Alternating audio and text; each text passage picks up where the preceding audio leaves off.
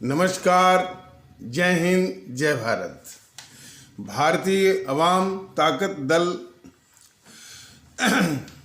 अपने भारतीय भाई बहनों से अर्थात अपने देश भारत की जनता से अर्थात अपनी भारतीय अवाम से भारतीयता आधारित आपसी श्रद्धा, भारतीयता आधारित आपसी स्नेह, भारतीयता आधारित आपसी प्रेम, भारतीयता आधारित आपसी अखलाक मोहब्बत, भारतीयता आधारित आपसी सहयोग, भारतीयता आधारित आपसी सम्मान, भारतीयता आधारित आपसी एकता, भारतीयता आधारित आपसी भाईचारा तथा भारतीयता आधारित आपसी सद्भाव को समझने व उसे आत्मसात करके वैसा ही आचरण एवं व्यवहार करने हेतु और इसके पूरे देश में प्रचार प्रसार करने हेतु और इसकी अहमियत और महत्व को प्रत्येक देशवासी को समझाकर उसे अपनाते हुए वैसा ही आचरण एवं व्यवहार करने हेतु और प्रत्येक देशवासी को अपना ही भारतीय भाई बहन मानकर, समझकर, अपनाकर उनके साथ वैसा ही और उसी अनुसार आचरण एवं व्यवहार करने हेतु सतत, सदैव और हमेशा अदब के साथ, आदर के साथ अर्ज करता है, विनती करता है। एक आवश्यक सूचना हम अपने आदरणीय भारतीय भाई बहनों को देना चाहते हैं कि तारीख 1 के बाद कुछ स्वास्थ्य मतलब यह है, कुछ डॉक्टरी सलाह है जिसमें कि एक ऑपरेशन भी शामिल है के कारण 2 या 3 हफ्ते ये वीडियो शायद नहीं आ पाएगा। देखिए, ये भारतीय जनता ताकत दल भी और जो भारतीय जनता ताकत दल का ये संदेश जो ये विनती है यूट्यूब के संदेश के माध्यम से उसके महत्व को जितने भी हमारे भारतीय भाई बहन इसको देखे हैं, समझे हैं, तो इसके महत्व को देखते हुए ये अभियान, ये प्रयास कभी बंद नहीं होगा जब तक कि ये अपने मुकाम पर, अपने लक्ष्य पर को प्राप्त नहीं कर लेगा। भारतीयता आधारित एकता, भारतीयता आधारित भाईचारा और सद्भाव और राष्ट्रभक्ति, देशभक्ति, मुल्क परस्ती, अवाम परस्ती, तो तब तक इस अभियान के रुकने का, बंद होने का कोई सवाल पैदा नहीं होता। बीच में थोड़ी व्यवधान आ सकते हैं, जैसे कि मेरे वो चिकित्सा संबंधित और जो डॉक्टरी सलाह है और जिसमें कि ऑपरेशन भी शामिल है के कारण थोड़े वक्त के लिए, तो थोड़े अंतराल के लिए ये बाधित हो सकता है और ये चलता रहेगा। तो ये बताना आवश्यक है तारीख 1 के बाद 2-3 हफ्ते के लिए। तो दूसरा कि हमारे देश में ये हमारे देश की मिट्टी जो है बहुत महान है और हर समुदाय से तमाम महान महात्माओं ने इस देश के लोगों को दिशा दी है। हिंदू सनातन के समुदाय से तो दी ही है, इस्लाम आस्था से भी तमाम महान आत्माएं इस मुल्क को और हमारे लोगों को, इस देश के अवाम को एक बहुत कुछ सिखाया है, बहुत कुछ एक दिशा दी है, दर्शन दिया है और आपसी भाईचारा का रास्ता दिखाया है। सूफी संत हमारे मोइनुद्दीन चिश्ती, जिनकी की दरगाह अजमेर में है, निजामुद्दीन औलिया संत थे जिनकी दरगाह जो है इसी जो दिल्ली में, वो जो जिनके नाम से वो निजामुद्दीन जगह का ही नाम पड़ गया, यहाँ तक कि रेलवे स्टेशन का भी नाम है। और हमारे रहीमदास हैं और इस प्रकार कई संत हैं और कुछ संत तो जो हिंदू देव देवताओं के इष्ट देव हैं उनमें भी भक्ति दिखाई है, जैसे रस खान। तो ये हमारा देश बहुत महान है कि किसी भी आस्था के लोग और किसी आस्था के समुदाय ने या सभी आस्था के समुदाय ने पूरे समाज को रास्ता दिखाया है, एक दर्शन दिया है, एक दिशा दी है। दक्षिण में भी कई संत हुए हैं। तिरुवल्लुवर जो है एक महान संत हैं, और हमारे मध्य भारत जिसमें महाराष्ट्र आता है, संत तुकाराम, संत ज्ञानेश्वर, ये तमाम संत हैं। गुजरात में वो नरसिंह मेहता, और उड़ीसा में इस प्रकार जो है वो जयदेव, पश्चिम बंगाल से हमारे चैतन्य महाप्रभु, पंजाब से हमारे जो है वो दयानंद सरस्वती। तो इन महान आत्माओं ने हमारे पूरे भारतीय समाज को के लिए बहुत कुछ दिया है, बहुत कुछ दिशा दिखाई है। आचरण व्यवहार की शुद्धि के लिए तमाम उपदेश दिया हुआ है। जरूरत इस बात की है कि हम सब मिल करके हम सभी का सम्मान करें। दुख इस बात का है कि वो पॉकेट्स में, अलग अलग पॉकेट्स में, अब जैसे तिरुवल्लुवर का मैंने नाम लिया, तिरुवल्लुवर की फोटो या मूर्ति सिर्फ तमिलनाडु में ही दिखती है, ये गलत है। तिरुवल्लुवर की मूर्ति उत्तर भारत में भी होनी चाहिए। और जितने भी भारत के उत्तरी क्षेत्र से माने संत महात्मा पैदा हुए हैं, कबीर हैं, नानक हैं और रामकृष्ण परमहंस हैं, उनकी मूर्तियाँ दक्षिण भारत में भी होनी चाहिए। संत तुकाराम, संत ज्ञानेश्वर की मूर्तियाँ, प्रतिमाएं जो है देश के अन्य हिस्सों में भी होना चाहिए, क्योंकि इसी के भाव में जो ये स्वार्थी तत्व हैं जो कि इसमें भेद विभेद पैदा करते हैं, उनको मौका मिलता है।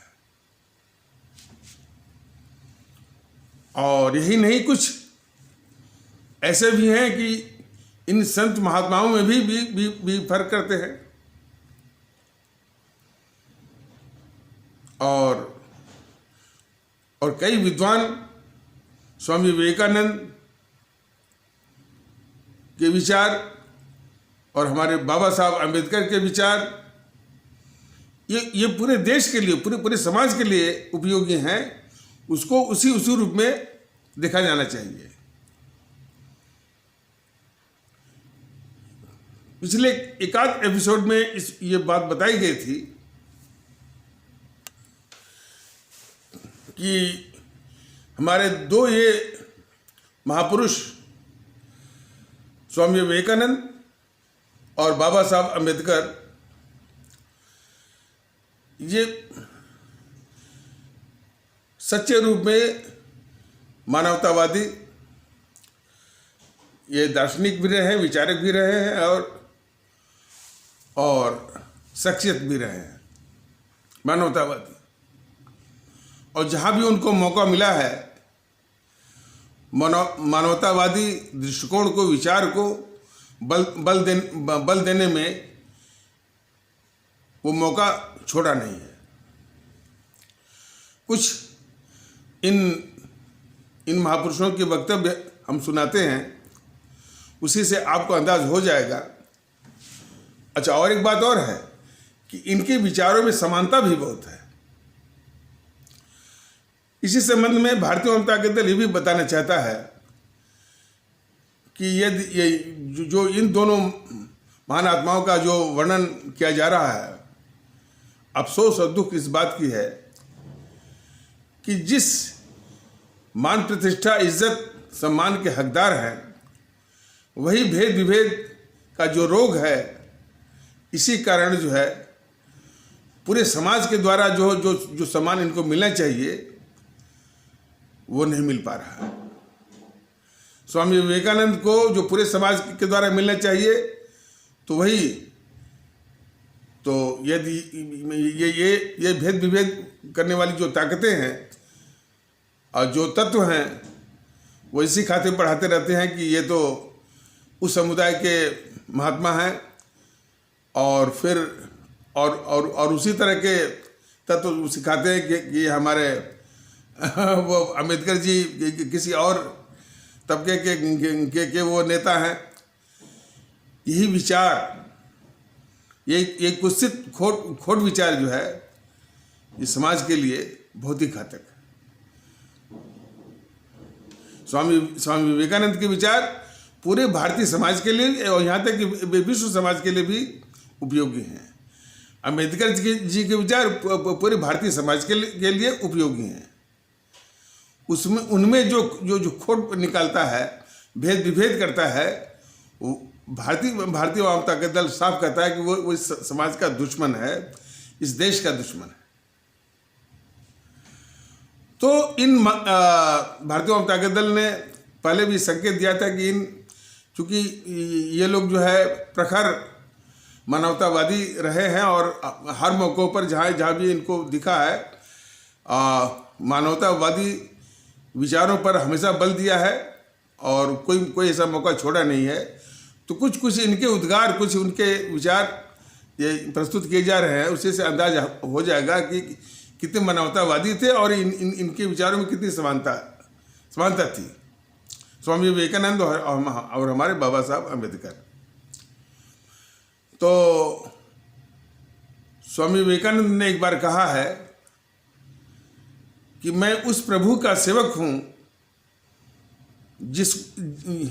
जिसको अज्ञानी लोग मनुष्य कहते हैं। मैं फिर से कह दे रहा हूं, स्वामी विवेकानंद ने कहा था कि मैं उस प्रभु का सेवक हूं जिसको अज्ञानी लोग मनुष्य कहते हैं। फिर आगे वो कहते हैं कि इसी प्रभु की सेवा करना और इनकी सुख सुविधा का चिंतन करना ही हमारा धर्म है, और इसके आगे मैं किसी धर्म को नहीं मानता। कहने का तात्पर्य कि उनके अनुसार उनका धर्म हिंदू सनातन नहीं है। उनका धर्म यही है कि मानवता की सेवा करना और उसके सुख सुविधा का चिंतन करना, ये संदेश था। कोई कुछ भी कहे, ये विचार थे हमारे स्वामी विवेकानंद के। वो फोटो लगाने के, फोटो चिपकाने के वाले तो चिपका ही देते हैं और वो उनको हिंदू सनातन से जोड़ते हैं, बिल्कुल नहीं। पूरे मानव समाज। उस प्रकार बाबा साहब क्या कहते हैं? वो कहते हैं कि मैं विश्व के सभी धर्मों की इज्जत करता हूं, विश्व के सभी धर्मों की इज्जत करता हूं, लेकिन हमको वो धर्म मंजूर नहीं है जो कि धर्म को लक्ष्य के रूप में साधें और मानवता को साधन के रूप में प्रयोग करते हो। हमको सिर्फ वही धर्म मंजूर है जो कि मानवता को लक्ष्य के रूप में साधते हुए धर्म को साधन के रूप में प्रयोग करें। ये अकाट्य विचार था हमारे बाबा साहब अम्बेडकर जी का। बाबा साहब अम्बेडकर जी के विषय में कुछ जो है असामाजिक तत्व इस तरह की बात फैलाते हैं उनके विषय में, उनके विरोध में कि ये वो हिंदू आस्थाओं के आलोचक हैं, हमारे विद्वानों के आलोचक हैं। कतई नहीं। जरा उनके ये विचार आप जरा सुनिए, सारी जो इस तरह की जो बात फैलाते हैं, सारी भ्रांति आपकी दूर हो जाएगी। वो कहते हैं कि हमारे देश में वक्त के किसी भी मोड़ पर, हमारे देश में वक्त के किसी भी मोड़ पर विद्वानों की और ज्ञानियों की कोई कमी नहीं रही है। हमारे देश में वक्त के किसी भी मोड़ पर विद्वानों की और ज्ञानवानों की कोई कमी नहीं रही है, लेकिन इन विद्वानों के साथ समस्या ये रही है कि कुछ अपवादों को छोड़कर जो जितना बड़ा विद्वान रहा है बौद्धिक रूप से उतना ईमानदार नहीं रहा है। ये समस्या, और जिस समस्या की ओर हमारे बाबा साहब ने इशारा किया, बौद्धिक ईमानदारी,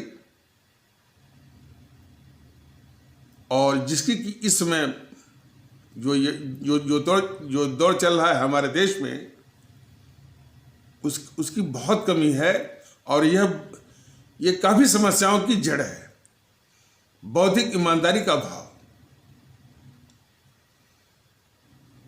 जरा एक उदाहरण जरा देखिए। एक गांव का आदमी है, उतना पढ़ा लिखा नहीं है मान लीजिए,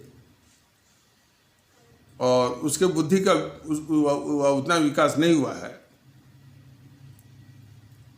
यदि वो बौद्धिक रूप से बेईमान हुआ तो अधिक से अधिक क्या नुकसान करेगा? एक ईख का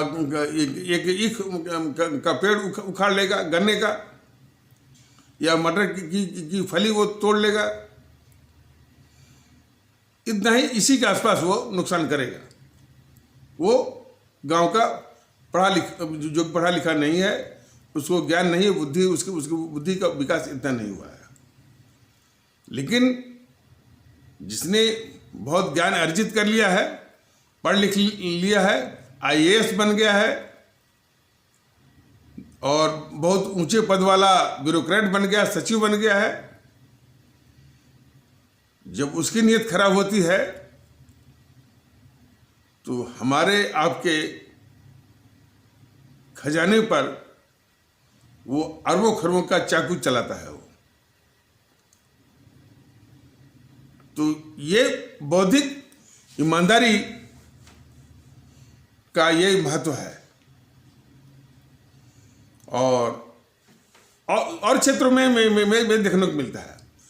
तो बौद्धिक ईमानदारी भारत के लिए जिस दौर में भारत ये गुजर रहा है, इसकी सख्त आवश्यकता है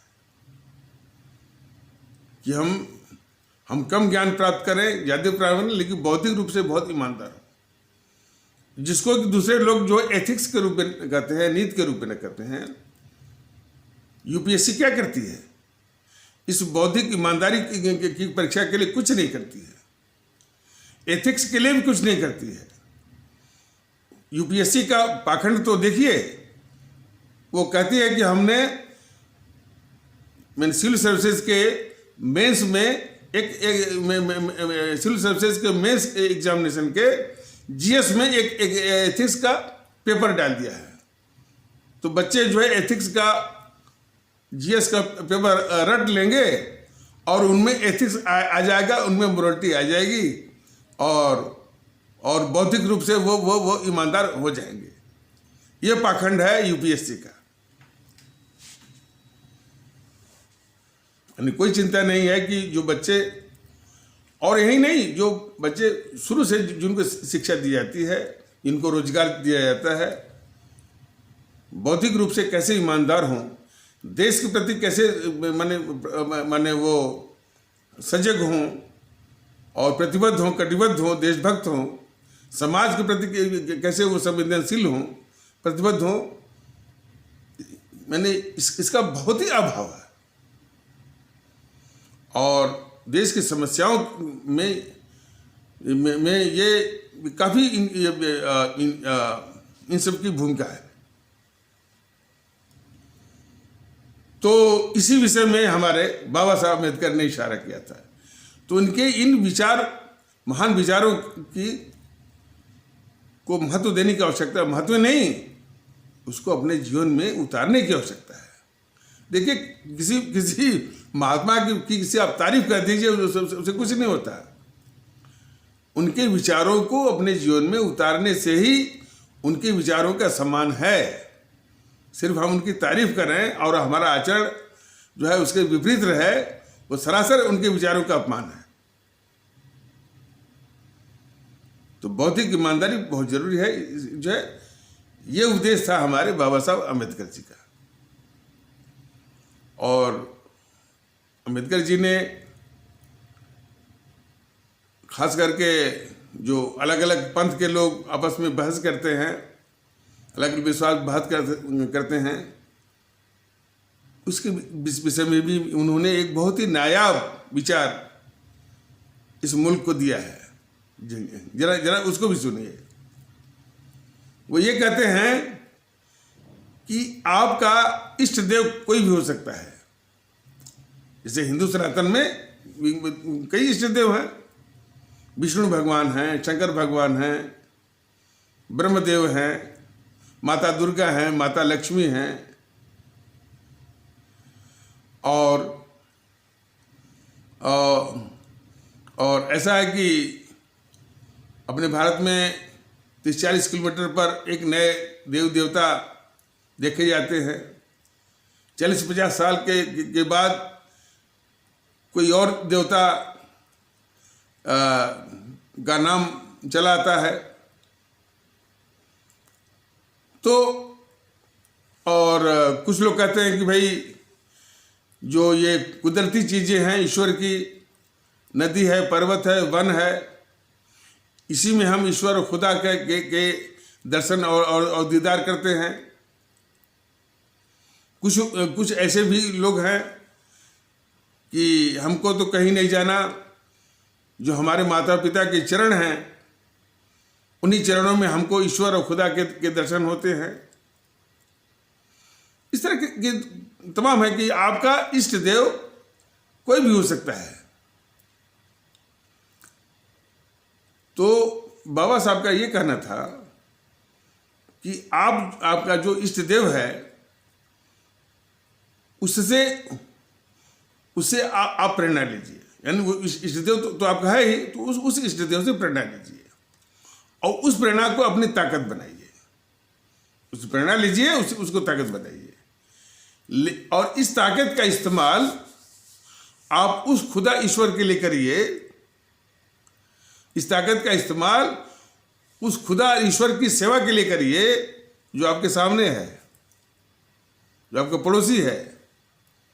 मान लीजिए कोई अब्दुल रहमान है और उनका पड़ोसी कोई रामेश्वर है, तो अब्दुल रहमान को चाहिए कि उनका खुदा उन्होंने अपने खुदा से प्रेरणा ली और उसको ताकत बनाया, और जो पड़ोसी है रामेश्वर, उसके खिदमत में, उसकी सेवा में, उसके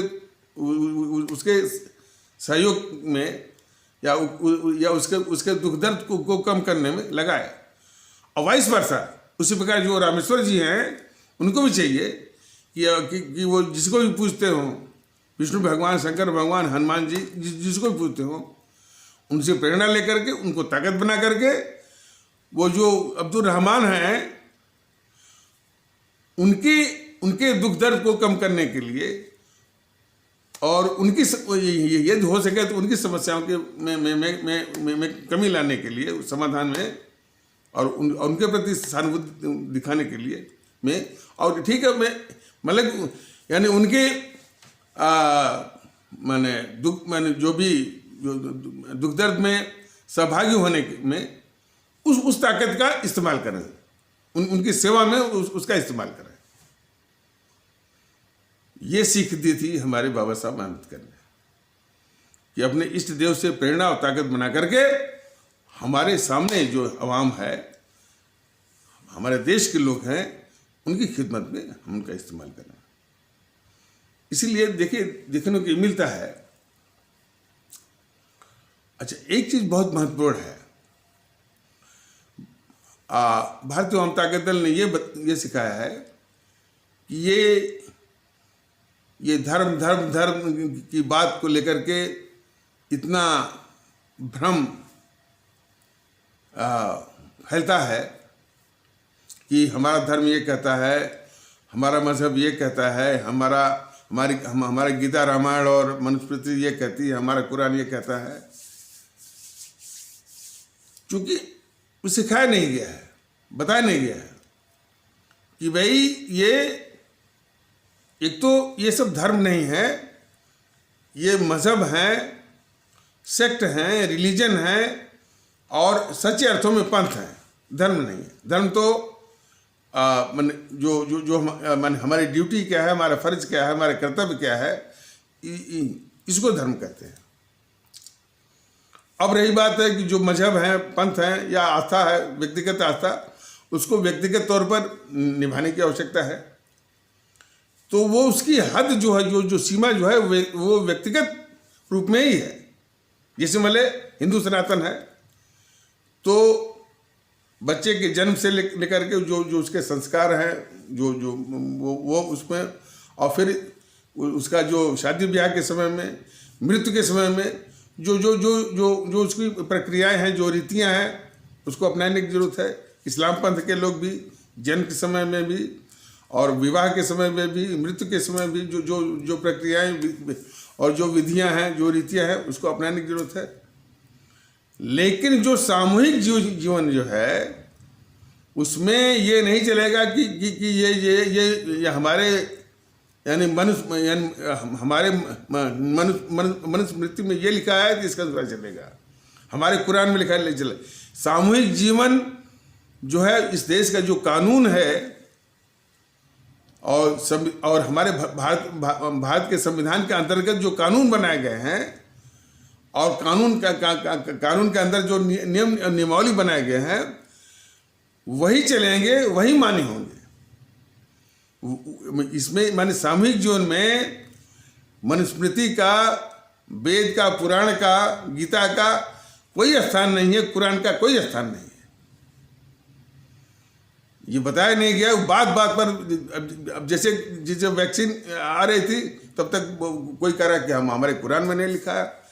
तो उन बेवकूफ़ों को कोई बताया नहीं है कि जहाँ स्वास्थ्य का मसला हो, आवाम का मसला हो, सामूहिक मसला हो, वहाँ कोई वेद पुराण मनुस्मृति और कुरान नहीं चलेगा। इस देश का कानून, इस देश का संविधान, उसकी नियमावली और व्यवस्थाएं चलेंगी, मनुस्मृति और कुरान नहीं चलेगा।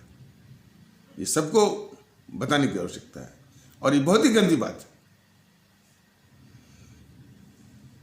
अब सब झूठ भी बोलते हैं। पहले तो कह रहे थे कि हम इसमें क्या सूर्य की चर्बी है, ये है, वो है। अब जब चारों ओर से घेरा गया तो कह रहे हैं कि हम पास सरकार से निवेदन कर रहे हैं कि वो चीन से वैक्सीन मत। अरे भाई, चीन से कहाँ आ रही है वैक्सीन? कुछ अमेरिकन कंपनी है और या रूस की कंपनी उससे आने की बात है। और फिर अपने देश की जो कंपनी है, एक फाइजर कंपनी है, यानी वो अनुमति मांग रही है। तो अपनी बात को बने जब उनको शर्म आती है तो घुमाने के लिए ऐसा बोलते हैं कि हम तो निवेदन कर रहे थे कि भाई आप चीन से मत मंगाइए। ये वैसे ही है कि जब वो धारा 370 हटी थी ना, तो जो देश के अंदर देश विरोधी ताकतें वो पोस्टर चिपका रही थी, खास करके वो गेटवे ऑफ इंडिया जो लगा है वहाँ पर, जो वहाँ पर है बम्बई में, फ्री कश्मीर, ये इस तरह का मैंने पोस्टर लगे थे। आज जब पोस्टर वाले पकड़े गए कि भाई इस तरह के पोस्टर तो तुम क्यों लगाए हो, तो हम तो ये तर्क दे रहे थे कि हम तो ये कह रहे थे कि भाई वो इंटरनेट वो फ्री कर दो। कन्हैया कुमार जो है हमसे बोलता है ना, हम छीन के लेके आज़ादी। जब उसे पूछा गया कि भाई ये देश तो आज़ाद है, और कौन सी आज़ादी छीन लो? हमको जो है वो गरीबी से आज़ादी चाहिए। अरे बेवकूफ़, तुमको गरीबी से आज़ादी दिलानी है तो इलेक्शन लड़, सरकार बना, दूर कर वो गरीबी कि इस भारतीय समाज में ये भेद विभेद पैदा करने के लिए छीन के लेके आज़ादी। तो कुछ इसी तरह का तर्क वो सब करते हैं। तब अब तक कह रहे थे कि मेरे कुरान में नहीं लिखा है, वो चर्बी है, फलाने ठिकाने है। जब उनको घेरा गया तो कह रहे हैं कि हम तो ये निवेदन कर रहे थे कि ये चीन से वैक्सीन ने बनाया, जिस बात का कोई आधार ही नहीं है कि चीन से वैक्सीन आने का। वैक्सीन के लिए जो फाइजर कंपनी, वो है तो अमेरिकन कंपनी, लेकिन भारत में भी वो कंपनी है, तो वो परमिशन मांग रही थी कि वो वैक्सीन बनाए, और कुछ जो है सैंपल जो है वो रूस से आने हैं और यहीं बनने हैं। तो चीन का तो कोई सवाल ही नहीं उठता, लेकिन सब इस तरह से एक फेस सेविंग डिवाइस के रूप में इस्तेमाल करते हैं। तो खैर लबे-लुबाब ये है कि जो हमारा जो सामूहिक जीवन जो है, और जो हमारे जो और सामूहिक जीवन में न तो कोई हिंदू है, न तो कोई मुस्लिम है, सब लोग भारतीय हैं।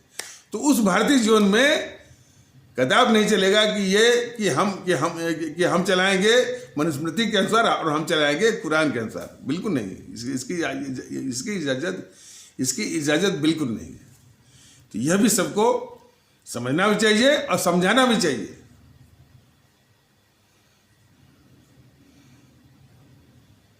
तो ये सब जो है भारतीय माहौल को लाने में मदद करेंगे। और हमारे जो इस देश की आत्मा है हिंदी का प्रयोग, हिंदी का बहुत बड़ा अपमान हो रहा है अपने देश में, और हिंदी का अपमान करने वाले हिंदी वाले ही हैं। वो झूठ मूठ का इस तरह का आरोप करते हैं कि वो दक्षिण वाले विरोध करते हैं। दिल्ली के लोगों को देख लीजिए, ये भी देख लीजिए, दिल्ली के लोगों को 2-4 वाक्य में जरूर वो अंग्रेजी का पुट वो जरूर डालते हैं।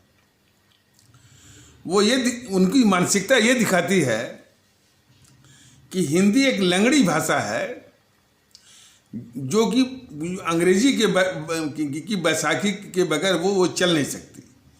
इस तरह का वो संदेश देने की कोशिश करते हैं। इसके पहले वो साजिश क्या हुई थी?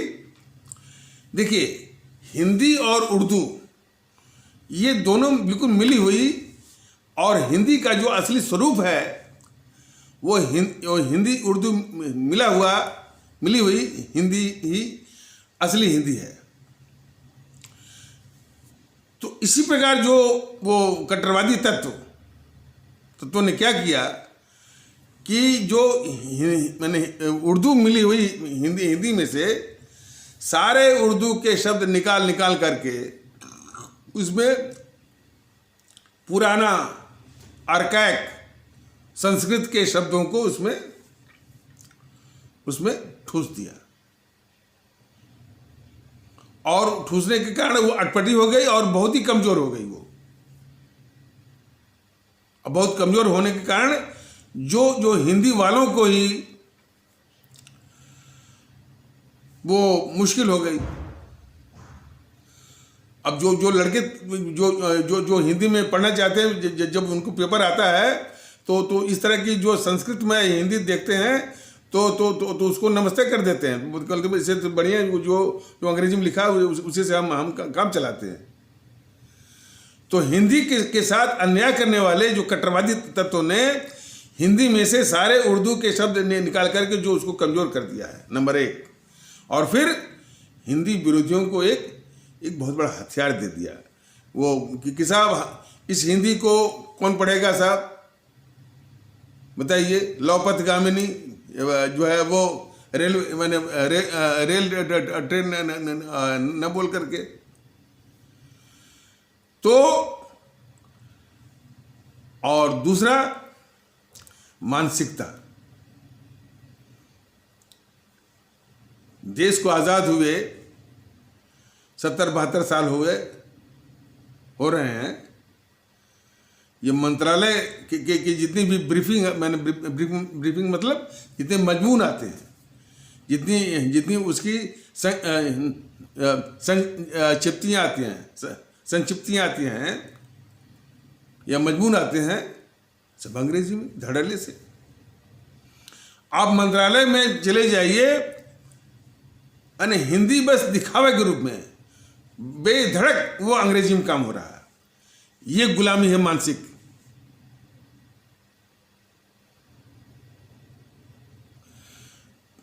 कुछ लोगों ने जोर देकर के काम, जैसे एक वो कमलापत त्रिपाठी हुए थे, रेल मंत्री हुए थे, तो कुछ उन्होंने रेल में हिंदी का प्रयोग किया था। और खास करके जो लोग वो दक्षिण भारतीय अधिकारियों को कहा गया कि कम से कम शुरुआत करिए, कम से कम अपना हस्ताक्षर वो हिंदी में करना शुरू किए, ये अभियान चला था। लेकिन ये जो मानसिक गुलामी है वो अंग्रेजी के प्रति जो है, और खास करके वो हिंदी क्षेत्रों में ये चला। तो जब देश को आज़ादी दिलानी थी तो देखिए, सुभाष चंद्र बोस का जो माध्यम था सिर्फ वो हिंदी में था। विदेशों में गए भले वो अंग्रेजी में बोलते रहे, लेकिन भारत में बराबर वो हिंदी को ही अपना माध्यम बनाया। न तो वो उड़िया में बोलते थे, न तो वो बांग्ला में बोलते थे, न तो वो अंग्रेजी में बोलते थे। तो हमारे देश की आज़ादी का जो माध्यम रहा, जो हथियार रहा, जो इनकलाबी जो जुबान रही, वो हिंदी रही। और जब देश आज़ाद हो गया तो हिंदी को उस दर्जे से उठा करके फेंक दिया गया, और अंग्रेजी फिर से जो है वो रानी बन बैठी।